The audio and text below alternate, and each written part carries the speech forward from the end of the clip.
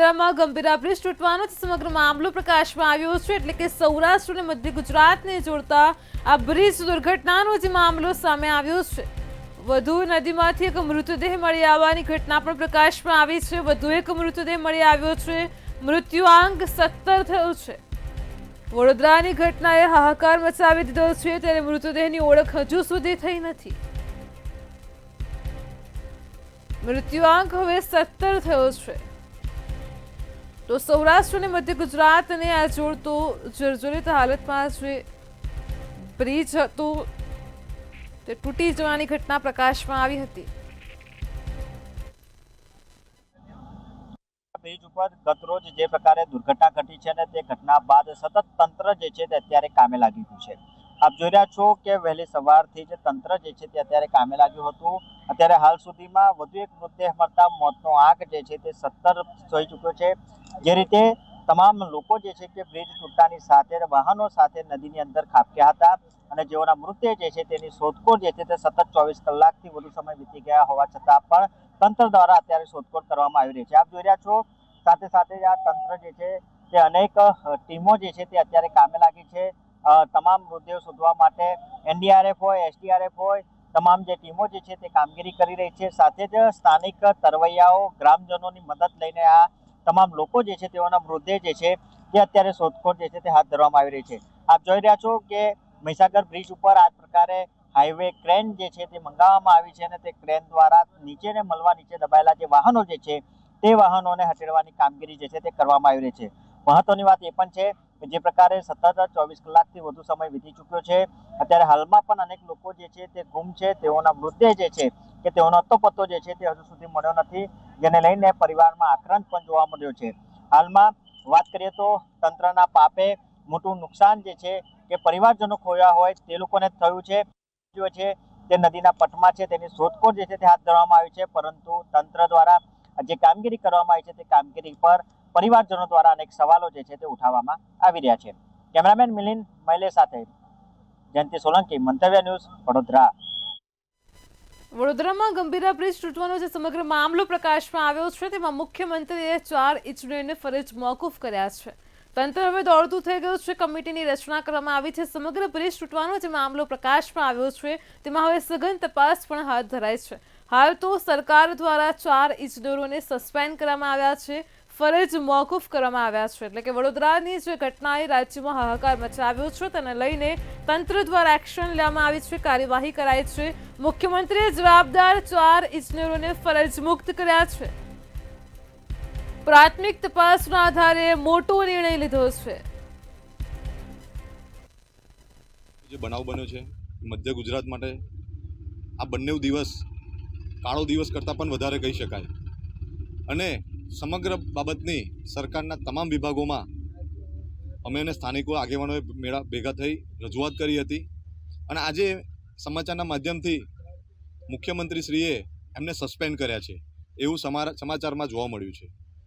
હું એવું કહેવા માગું છું, સસ્પેન્ડ કર્યા છે એનો કોઈ વાંધો નથી અમને, પણ આ લોકોને જેલ ભેગા કરો તો ખબર પડે કે આ લોકોએ શું કાર્ય કર્યું છે। સસ્પેન્ડ કેમ કરવામાં આવ્યા? એમની બેદરકારી હતી એટલા માટે આજે માસૂમ લોકોનો જીવ ગયો ને, એટલા માટે આજે કેટલા પરિવારો ઘરવિહોણા થયા। મોરબીથી મહત્વના સમાચાર મળી રહ્યા છે। મોરબીમાં ભાજપના 2 નેતાઓ આમને સામને થઈ ગયા છે। તો મોરબીથી મામલો પ્રકાશમાં આવ્યો છે, જેમાં ભાજપના 2 નેતાઓ આમને સામને થયા છે। જિલ્લા પંચાયતના ચેરમેને જ ધારાસભ્યો પર ગંભીર આક્ષેપ કર્યા છે। તો મોરબીમાં ધારાસભ્યના નિવેદનનો અજય લોરિયાએ જવાબ આપ્યો છે। સરકાર રૂપિયા આપે છે પરંતુ વાપરતા કોને આવડે છે, આ પ્રકારના આક્ષેપો કરાયા છે। પહેલાં તો મીડિયા મિત્રોનો જે આ સપોર્ટ છે અને આ જે માહોલ જોવા મળે છે ત્યારે એમ થાય છે કે ના, મોરબી જિલ્લાની ત્રીજી આંખ ઉઘડી હોય એવું લાગે છે મને છેલ્લા 4-5 દિવસથી। ખરેખર ઉઘડેલી તો હતી જ, પણ આજે જે પ્રજા જાગૃત થઈ છે અને પ્રજાની સાથે આ ખરેખર 4 દિવસથી આજે માહોલ જોઉં છું મોરબીનો, ખરેખર આપના થકી જે ગામડે ન્યૂઝ પહોંચે છે, ખરેખર આપનો ખૂબ ખૂબ આભાર માનું છું। પણ આજે પ્રેસ કોન્ફરન્સ કરવાનું કારણ એક જ છે મિત્રો, કે છેલ્લા 4-5 દિવસથી આ મોરબી જિલ્લા અને મોરબી શહેરનું જે કહેવાય કે ગટરના પ્રશ્નો અને વરસાદ થતાં જે પ્રજા જાગૃત થઈ અને બહાર આવી, જે વિરોધ દર્શાવ્યો, મારા કાકા એવા 30 વર્ષ જૂના ધારાસભ્યશ્રી, અને 4 દિવસ પછી આવ્યા ને એને જે કાલે ઇન્ટરવ્યૂ આપ્યું કે દાતારી કરવાની કોઈ જરૂર નથી, સરકાર પાસે ઘણા રૂપિયા છે. હા કાકા, રૂપિયા ઘણા બધા છે, હું પણ સમજુ છું. સરકારે આપ્યા પણ છે, સરકાર આપે છે, પણ વાપરતા કોને આવડે છે? કચ્છના અંજારથી સમાચાર મળી રહ્યા છે. અંજારમાં વિકાસનો વધુ એક પુરાવો જોવા મળ્યો છે. તો જે પ્રકારે સરકાર દ્વારા વિકાસના દાવાઓ કરવામાં આવતા હોય છે, વધુ એક પુરાવો કચ્છના અંજારથી કોલોનીના માર્ગ પર કપચી ભરેલ ટ્રેક્ટર ખાબક્યું હતું. આજે ઘટના પ્રકાશમાં આવી છે. ભૂવો પડતા ટ્રેક્ટરની ટ્રોલી સાથે આ ટ્રક ખાબક્યો છે, જે પ્રમાણે દ્રશ્યોમાં જોઈ શકાય છે. સદભાગ્યે કોઈ જાનહાનિ થઈ નથી.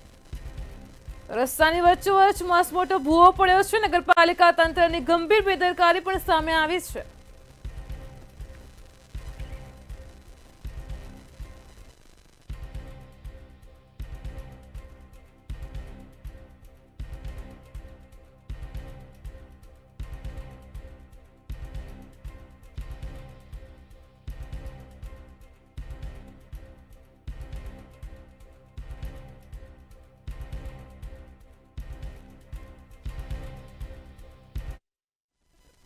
જામનગરથી મહત્વના સમાચાર મળી રહ્યા છે. Arrest of the rare crime case છે, તેનો ચુકાદો સંભળાવવામાં આવ્યો છે. તો arrest of the rare crime કેસનો ચુકાદો આવ્યો છે. જામનગરમાં પિતા અને પુત્રીના આજીવન કેદની સજા ફટકારતી કોર્ટે આ ચુકાદો સંભળાવ્યો છે.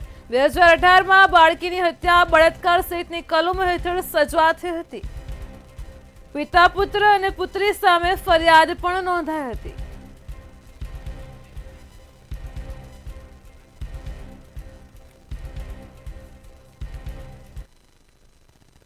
જામનગરથી ચોરીની ઘટના પ્રકાશમાં આવી છે. તો જામનગરમાં ઘરફોડ ચોરીનો ભેદ ઉકેલાઈ ગયો છે. પોલીસે કાર્યવાહી કરી છે અને આ ચોરીનો ભેદ ઉકેલાઈ ગયો છે. જામનગરમાં ઘરફોડ ચોરી થઈ હતી. પટેલ કોલોનીમાં બંધ મકાનમાં ચોરીની ઘટના બની હતી. પોલીસે ચોરીનો ભેદ ઉકેલ્યો છે. પોલીસે ચીખલીકર ગેંગના 2 સભ્યોની ધરપકડ કરી છે. સમગ્ર મામલે વધુ તપાસ પણ હાથ ધરી છે. Jamnagar city B division police સ્ટેશનમાં જે કરફોડ દાખલ થયેલી હતી પટેલ કોલોની વિસ્તારમાં, એ કરફોડ ચોરી બાબતે city B division surveillance staff તેમજ એલસીબીની ટીમો કાર્યરત હતી. જેમાં એલસીબીને ગઈકાલે બાતમી મળેલી હોય કે આમાં 2 ચીખલીકર ગેંગના 2 આરોપી મહેન્દ્રસિંહ ઉધમસિંહ ખીંચી જાતે સરદારજી અને બલરામસિંહ ચંદાસિંહ ટાંક બંને ચીખલીકર જે છે એમનું આમાં સંડોવણી હોય અને તેમની ફરીથી જામનગરમાં આવવાની પેરવી હોય, તો આ બાબતે એલસીબી દ્વારા તેના પર વોચ રાખી અને તેમને બંનેને પકડી પાડવામાં આવેલા છે અને તેમની પાસેથી. જામનગરથી વધુ એક સમાચાર પ્રકાશમાં આવી રહ્યા છે. આપઘાતનો મામલો સામે આવ્યો છે. તો જામનગરથી આ ઘટના પ્રકાશમાં આવી છે. આપઘાત કરીને જીવન ટૂંકાવવામાં આવ્યું છે. જે વિગતો મળી રહી છે, જામનગરમાં મીઠાઈવાલાનો પોતાને જ ગોળી મારીને આપઘાતનો આ કિસ્સો પ્રકાશમાં આવ્યો છે. તો એચજે વ્યાસ મીઠાઈવાલાના જયંતિભાઈ વ્યાસે આપઘાત કર્યો છે. પરિવારમાં શોકનો માહોલ છે. પોતાની રિવોલ્વરમાંથી ગોળી મારીને આપઘાત કરતા સનસની મચી ગઈ છે. જીજી હોસ્પિટલમાં સારવાર પછી તેમનું મૃત્યુ થયું છે. તો જામનગરથી આપઘાતની ઘટના પ્રકાશમાં આવી છે. પત્નીના મૃત્યુ પછી ગુમસુમ રહેતા પોતે પણ આપઘાત કર્યો છે.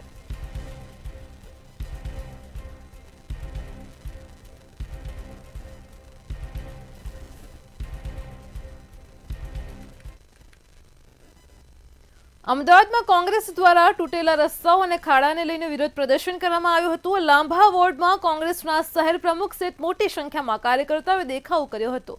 હાથપગમાં પાટાપિંડી કરીને તંત્રના વાંકે પડેલા ખાડાઓને લઈને પણ રોષ વ્યક્ત કર્યો છે. તંત્ર દ્વારા રોડની કામગીરી કે બ્રિજની કામગીરીમાં થતા ભ્રષ્ટાચારને લઈને 10 માથાવાળું રાવણનું પૂતળું પણ બનાવવામાં આવ્યું હતું. અમદાવાદમાં જે રોડ રસ્તા છે તે ખરાબ છે અને તેને લઈને કોંગ્રેસ દ્વારા અત્યારે જે વિરોધ છે તે કરવામાં આવી રહ્યો છે. કમિશનર અને ભાજપ વિરોધીના નારા છે તે લગાવવામાં આવી રહ્યા છે. હાથમાં પાટા બાંધીને વિરોધ છે તે કરવામાં આવી રહ્યો છે. ખુદ શહેર પ્રમુખ છે તે અહીંયા પહોંચ્યા છે. બેન, આજે વિરોધ કરવામાં આવી રહ્યો છે, શું આખા શહેરમાં અમે આજે કાર્યક્રમ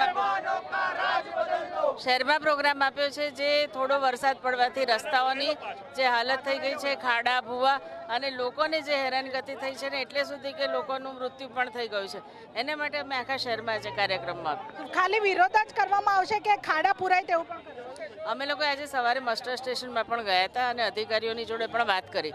એટલે એ લોકોએ અમને કહ્યું છે, એટલે જુદી જુદી જગ્યાએ મસ્ટર સ્ટેશનમાં જઈ અધિકારીઓ સાથે વાત કરી આગળ એ લોકોનો પ્લાન ઓફ એક્શન શું છે એની વાત ચાલે છે.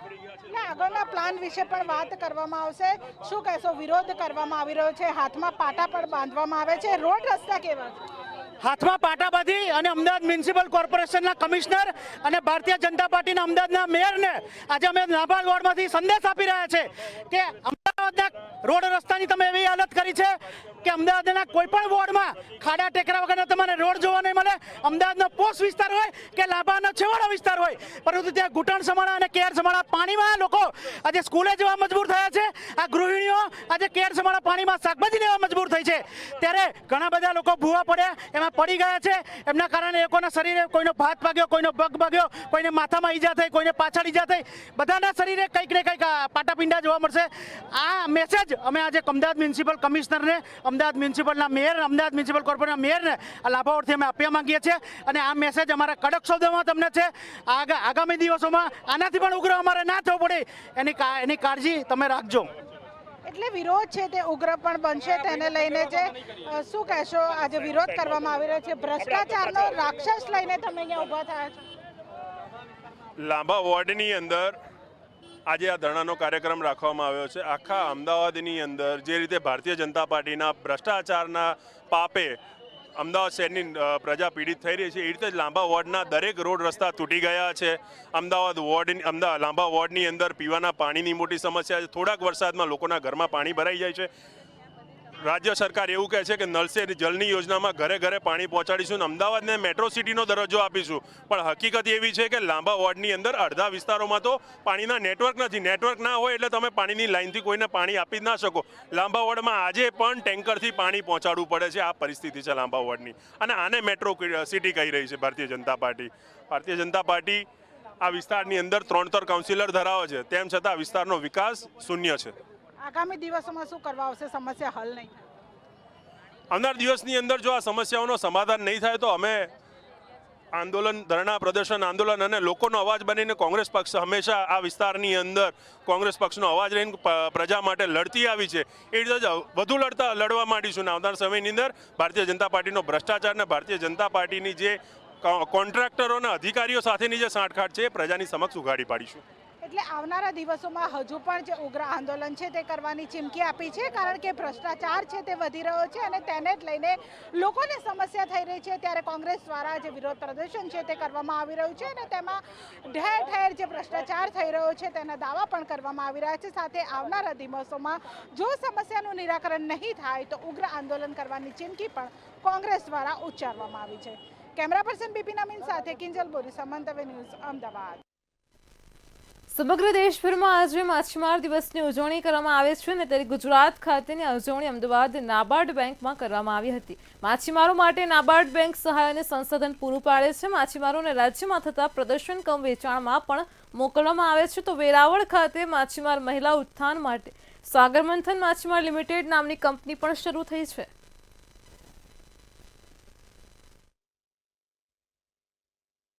માછીમારી દિવસ આજે 10 જુલાઈની માછીમારી દિવસ તરીકે આપણે ઉજવવામાં આવે છે, બરાબર છે. હવે આ દિવસે આપણે માછીમારોને અત્યારે શું ટ્રેડિશનલ કેવું છે કે ખાલી ફિશિંગ જ કરતા હોય છે, એનો બેનિફિટ. તો અમે માછીમારી દિવસે જે બહેનો એની સાથે સંકળાયેલી છે તો એ લોકોને જે સારું કામ કરે છે એને પ્રોત્સાહન કરવા માટે સારા એવોર્ડ આપીએ છીએ. ઘણા ગૃહ ઉદ્યોગમાંથી કરતા હોય છે કે ઘરેથી એવું કામ કરતા હોય, સારું એવું કામ કરતા હોય, તો એને એવી રીતના અમે ઉજવણી કરીએ છીએ, બધાનું સન્માન કરીને બહેનોનું.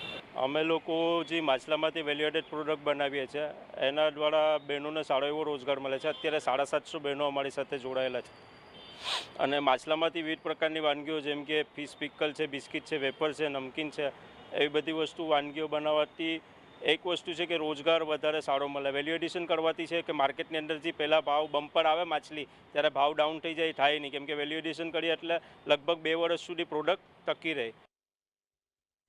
અમદાવાદમાં ગોમતીપુર સુખરામનગર સ્મશાનને લઈને વિરોધ કરવામાં આવ્યો હતો. સ્થાનિક લોકો સ્મશાનને લઈને છેલ્લા ઘણા સમયથી વિવિધ માંગણીઓ કરે છે. સ્મશાનની અંદર લેવામાં આવતા લાકડાનો વધુ ભાવ ગરીબો માટે સસ્તામાં મળે છે, તો સીએનજી ભઠ્ઠી ના હોવાથી ત્વરિત આ માંગ પૂરી કરવામાં આવે તેવું લોકોએ જણાવ્યું છે. લાગણી એ છે કે બીપીએલ કાર્ડ ધારકો માટે સ્ટેન્ડિંગ કમિટીમાં ઠરાવ કરવામાં આવ્યો હતો કે 410 રૂપિયા એમની જોડે લેવાના અને નોર્મલ જે બી બોડી આવે એના 850 લેવાના. પરંતુ ઘણા સમયથી છેલ્લા 2-3 વર્ષથી ગ્રાન્ટ આપવામાં આવી નથી બીપીએલ વાળાઓની કોન્ટ્રાક્ટરને. એના કારણે કોન્ટ્રાક્ટરો 850 રૂપિયા ફરજિયાત લે છે અને એ લઈને લોકોને ભારણ ઉપર નાખી રહ્યા છે. અમદાવાદમાં આવેલા ઈશનપુરમાં વારાહી માતા મંદિરમાં ચોરી થઈ હતી અને અજાણ્યા ઇસમોએ ચોરીને અંજામ આપ્યો હતો. માતાજીના મુંગટ સહિત આરોપીઓ ચોરી કરીને ફરાર થઈ ગયા હતા. મંદિરના પૂજારીએ પોલીસ ફરિયાદ નોંધાવી છે.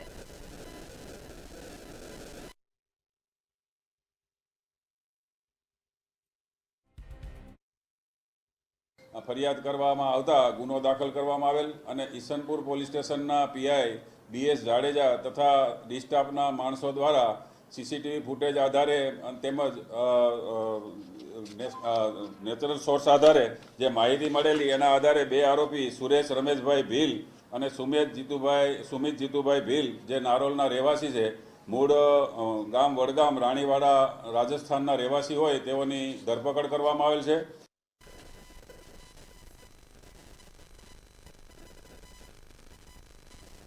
બીજી તરફ અમદાવાદમાં વધુ એક બ્રિજના સળિયાઓ દેખાવા લાગ્યા છે. હાટકેશ્વર બ્રિજની જેમ ચોમાસામાં જ સળિયા આખા બ્રિજ પર ગાબડાઓ પડ્યા છે અને દેખાવા લાગ્યા છે. તો વટવાના રોપડા બ્રિજ પર ઠેર ઠેર ખાડાઓ પડી ગયા છે. વાહન ચાલકોના ટાયર ફાટી જવા અને અકસ્માતની સંખ્યામાં પણ વધારો થઈ રહ્યો છે. ગંભીરા બ્રિજની દુર્ઘટના બાદ અમદાવાદના અલગ અલગ બ્રિજ ઉપર રિયાલિટી ચેક કરવામાં આવ્યું ત્યારે રોપડા બ્રિજ ઉપરની હાલત પણ ખૂબ જ દયનીય છે. જે બ્રિજની વચ્ચે જે સ્પાન હોય છે તે સ્પાનની અંદર સળિયા દેખાઈ રહ્યા છે. દર 1 મિનિટની અંદર અહીંયાથી 50 જેટલા ટ્રક છે તે પસાર થાય છે. ભારે વાહનોનો સતત આ બ્રિજ ઉપરથી ધસારો રહે છે. જ્યારે ટ્રક અહીંયાથી પસાર થાય ત્યારે જોઈ શકાય છે કે આ આખું બ્રિજ છે તે જાણે કે ભૂકંપ આવતો હોય તેવી રીતે હલે છે. લોકો અહીંયાથી ભયના ઓથાર નીચે પસાર થાય છે કારણ કે સમારકામના નામે માત્ર મીંડું છે. તંત્ર દ્વારા હજુ પણ અહીંયા આ બ્રિજ સમારકામ માંગી રહ્યો છે, તેમ છતાં પણ સમારકામ કરવામાં નથી આવી રહ્યું. હજુ પણ ઘોર નિંદ્રામાં સૂતેલા અધિકારીઓ જાગતા નથી. ક્યારે આ બ્રિજનું સમારકામ કરવામાં આવશે? કારણ કે નીચે રેલવે જઈ રહી છે અને ઉપર આ બ્રિજ છે. બ્રિજ ઉપરથી ભારે વાહનો પસાર થાય છે. જો કોઈ મોટી દુર્ઘટના ઘટશે તો જવાબદાર કોણ? એક સૌથી મોટો સવાલ છે. કેમેરા પર્સન બિપિન અમીન સાથે કિંજલ બોરીસા, મંતવ્ય ન્યૂઝ, અમદાવાદ. જમીન ખાતેદારો સાથે જમીન કૌભાંડ અને ષડયંત્રના બનાવો પણ વધ્યા છે. ત્યારે ગુજરાતના મહેસૂલ વિભાગ દ્વારા 7 બાર જમીન રેકોર્ડમાં તમામ ખાતા ધારકો માટે આધાર અને મોબાઈલ નંબરનું લિંકેજ ફરજિયાત બનાવ્યું છે. આ પ્રક્રિયા ઈ-ધરા કેન્દ્ર દ્વારા હાથ ધરવામાં આવશે, જેમાં ખાતા ધારકોને જાતે જ હાજર રહેવાની પણ જરૂર પડશે.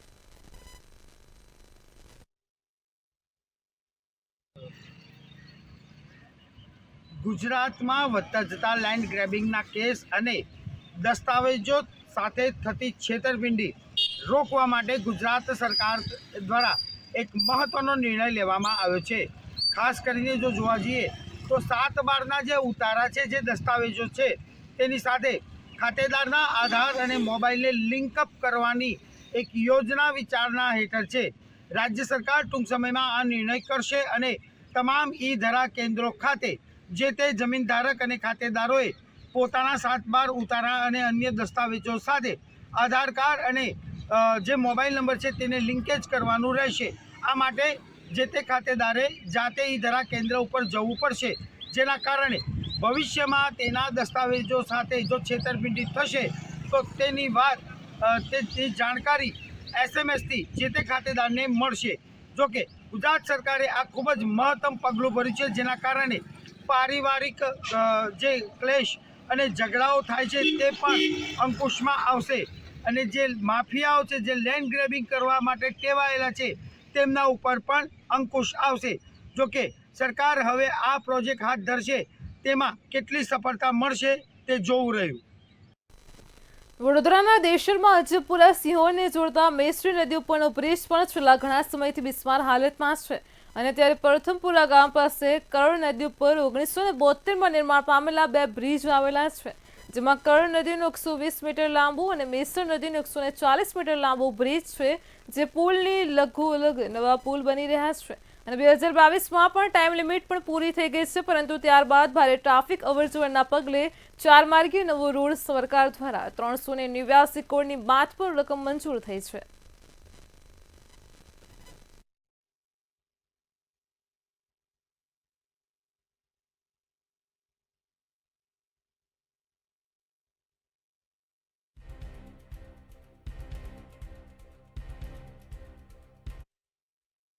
હવે આ એક જૂનો બ્રિજ છે, એ બી 70 વર્ષ. હમણાં તમે જોયું પાદરાના ગંભીરાની અંદર 30 જ વર્ષ જૂનો બ્રિજ ખાબ ગયો, 9 લોકોના મોત થયા. તો આ બ્રિજનું શું, હજારો લોકો, આજે 2000 ટ્રક આખા તાલુકાની અંદર 2000 ટ્રકો ચાલે છે રોજ. આ અહીંયા આગળ એક ઉદલપુર નજીક બધી ક્વોરીઓ દુનિયાની આવેલી છે.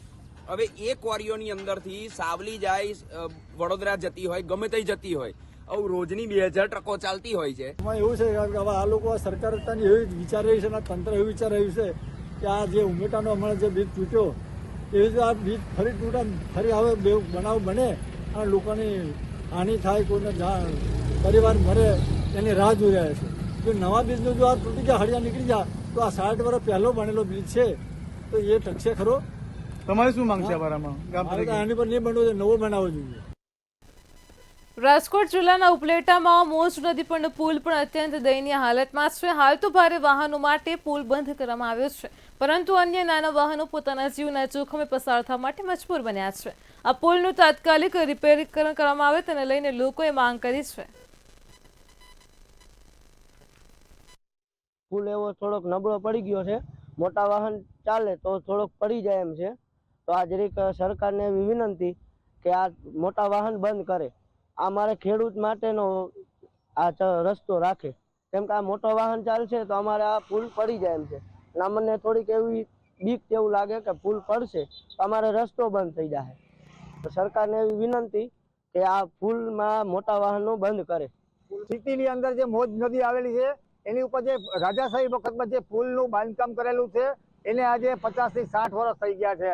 હવે તંત્ર એમ કે છે કે આ પુલ નબળો થઈ ગયો છે, તો પુલ નબળો થઈ ગયો હોય તો ઉપર જે વાહનો, ભારે વાહનો જતા હોય એને બંધ કરવા જોઈએ અને રોકવા જોઈએ, કારણ કે આજે અંદર હજારો વાહનો અત્યારે નીકળવા ચાલુ છે અને જ્યારે ડિવાઈડર રાખેલા છે એ ડિવાઈડર ઊંચા રાખેલા છે, જેથી ખાલી એસટી બસ જ બંધ, બાકી બધાય લોડર જે ડમ્પરિયા હોય છે રેતી ભરેલા એ પણ ચાલુ હોય છે. આની અંદર બસો. ઉપલેટા શહેરને બહાર નીકળવા માટે, ખાસ કરીને ધોરાજી તરફ જવા માટે મોજ નદીનો પુલ આવેલો છે.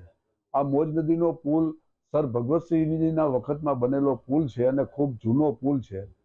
તંત્રએ એ પુલની જે જર્જરિત હાલત જોઈ અને તંત્રએ એ પુલ મોટા વાહનો માટે બંધ કરી દીધો છે. તેને પરિણામે આજે એ પુલ ઉપરથી જે નાના વાહનો પસાર થાય અને એ નાના વાહનો પસાર થઈ શકે છે, મોટા વાહનો પસાર થતા નથી.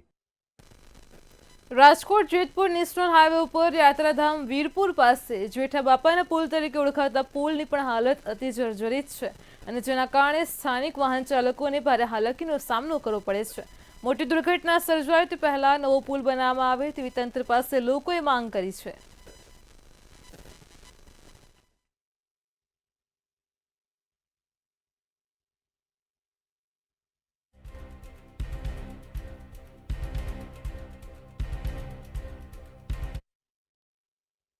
અને નીચેથી ખેડૂ હજારોની સંખ્યામાં રોજ દિવસમાં 5 વાર આવે છે અને જાય છે અને મેવાસાનો રસ્તો અહીંથી જ છે.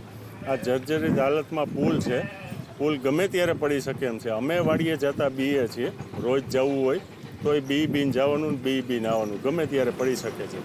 અમારી માંગ એટલી છે કે જર્જરિત હાલતમાં પુલ વહેલીમાં તકે રિપેર થાય અથવા નવો બને. નવો નહીં બને તો વડોદરા જેવી ઘટના અહીંયા ગમે ત્યારે બની શકશે. વીરપુર સ્મશાન પાસેથી નીકળતો નેશનલ હાઈવે, ત્યાં નીચેથી જવાય છે મેવાસા, સેલુકા, થોરાડા એવા 15 ગામ અને હજારો ખેડૂત અહીંથી નીકળે છે કાયમી. અને અતિ જર્જરિત હાલતમાં આ પુલ છે અને જો તંત્ર દ્વારા કંઈક કામ કરવામાં નહીં આવે તો મોટી દુર્ઘટના સર્જાશે. આમે માનો કે ગુજરાત અને ભારત ઉપર પનોતી બેઠી જ છે અને જો નવી પનોતી આ વીરપુર ઉપર ન બેસે એવી આશા રાખું ને તંત્ર કંઈક કામ કરે. આપણે ઊભા છીએ તે જેઠા બાપાના પુલ તરીકે ઓળખાય છે અને નેશનલ હાઈવે જેની ઉપરથી પસાર થાય છે.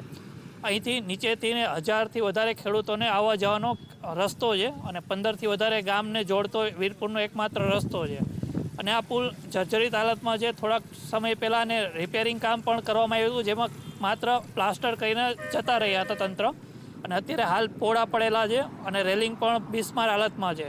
તો આ પુલનો જલ્દીથી જલ્દી તંત્ર દ્વારા સમારકામ કરવામાં આવે તેવી અપેક્ષા છે. મેટ્રો 10 માં હાલ આટલું જ. પળે પળની અપડેટ માટે જોતા રહો મંતવ્ય ન્યૂઝ. નમસ્કાર.